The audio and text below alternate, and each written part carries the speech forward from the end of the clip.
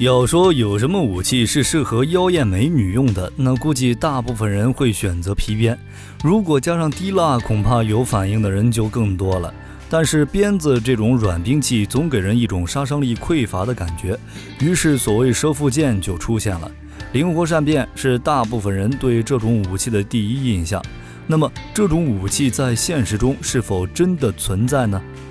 我们今天就一起聊聊蛇腹剑身上的故事。蛇腹剑或称鞭剑，其实是一种虚构的兵器。这类武器外表看来与普通的剑没有分别，不过剑刃的部分可以松脱成若干节段，中间以铁链或丝线联系，成为一柄具备锋刃的鞭子，能做远距离攻击。蛇腹剑具备类似软鞭及三节棍的特性，透过多段分节加强柔软度，是一种能做近距离砍击、远距离袭击，甚至能缠绕对手以产生牵制效果的多用途兵器。只不过看起来非常美妙，实际上这种武器在现实中并不存在。这种兵器之所以不能在现实中具现化，最大的困难是如何让它在剑与鞭这两个状态间做出最直接的交替变换。即使能把剑刃分成若干段落，令其可以在施加某个动作后松脱成鞭状态，但迄今仍未有把鞭子散落的段节重新收束组合回剑状态的方法。再加上软兵器实际上是非常难以操控的，所以在现实中这么做毫无疑问是找死行为。单纯练鞭子的时候还会不小心抽到自己，想象一下，如果鞭子上安装了刀刃，那结果得何等酸爽。不过说起蛇腹剑或者鞭剑的概念，到底是由谁提出，并且最早出现于哪里，估计很多人都很难猜到。这种武器的源头竟然是上世纪的一部机器人动画《机甲界加里安》里主角机器人加里安的武器之一，难怪设计成这样，毕竟机器人不怕被打脸。而这种武器的灵感来源更是让人哭笑不得。根据加里安的监督高桥良辅所说，他能设计出这种武器，还多亏了当时自己老家的不良少年。他是看到了街上的摩托车暴走族用自行车、摩托车链条打架斗殴时产生了灵感，正好前2年上映的《夺宝奇兵》里印第安纳琼斯使用的鞭子也让他印象非常深刻。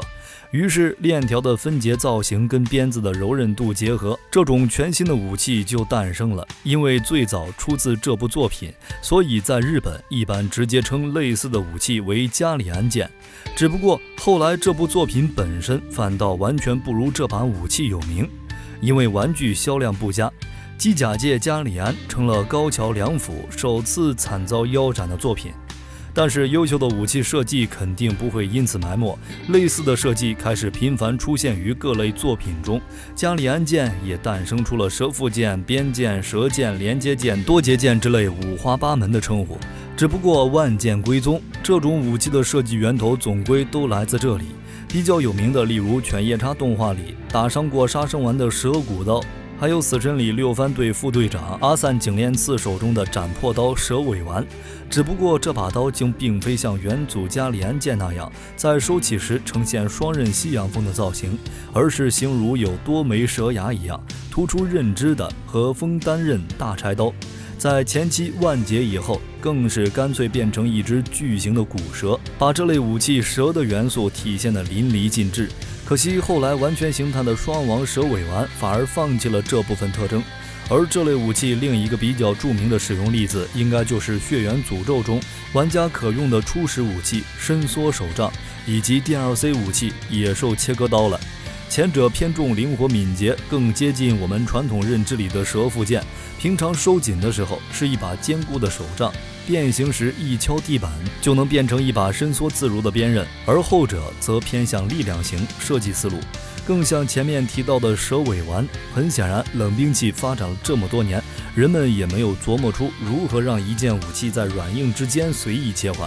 不过单纯把剑做得像鞭子一样非常柔韧，还是有人尝试过的。没错，那就是印度的明星武器，公元前就在南亚次大陆出现的柔剑，由1米多长的柔性钢条组成。之前我们也有详细讲过，这种武器握把为铁质或者黄铜质，形似刀剑的剑柄，刀刃平时收在卷曲的剑鞘里，或者直接缠在腰上，可以如同鞭子一样挥舞。用锋利的刃切割，甚至不止于此，还可以大量增加一把剑柄上的剑身数量，达到一种匪夷所思的造型。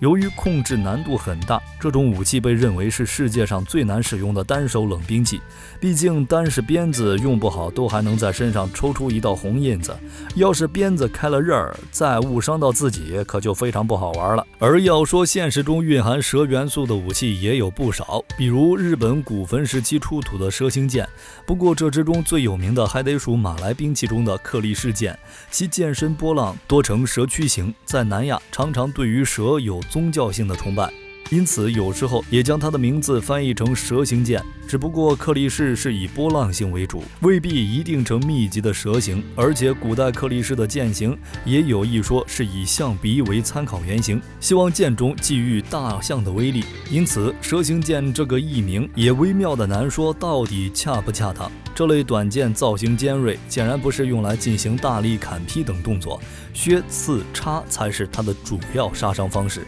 有别于直身剑刃，波浪形剑身设计一旦插入体内，持剑者可以扭动剑身，有助拔出短剑时钻开身体肌肉，造成更大破坏和杀伤范围。因为特殊的用法缘故，有别于一般剑柄在挥动时会有较大阻力，克利士剑的剑柄采用短身、独特如手枪柄的设计，就是为了方便使用者在做刺插等动作时更易发挥推力，阻力也较少。因此克利士剑的握法也不像寻常武器，更接近握手枪的姿势。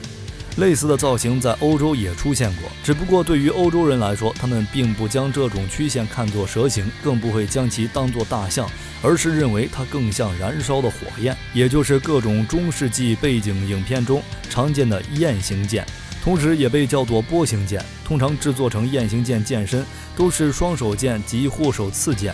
有说这种雁形剑刃有两个好处，第一是在格挡对方的剑时，对方的剑会反受到更大的震动，亦因为摩擦力增加而减慢了速度。第二好处是，当未能挥剑时，也可以用雁形刃压着对方，再拖刀切割对手。第一个好处，因为未测试过，所以不知道是否为真，但在跟对方缠剑时，因为波浪形的剑刃或许真的能让对方的剑没有那么轻易顺着刃口斩下来。第二个好处则没有什么特别，很多刀剑也有这一种技术，或者波浪形剑刃更好拖，而且这个好处好像也难以套用在护手刺剑中。你觉得将来人类有机会在现实中重现这种武器吗？揭开历史面纱，探寻神秘冷兵器。本期的分享到了这里就结束了，喜欢冷兵器的朋友可以点个关注，下期和您分享更精彩的内容。我们下期内容再见。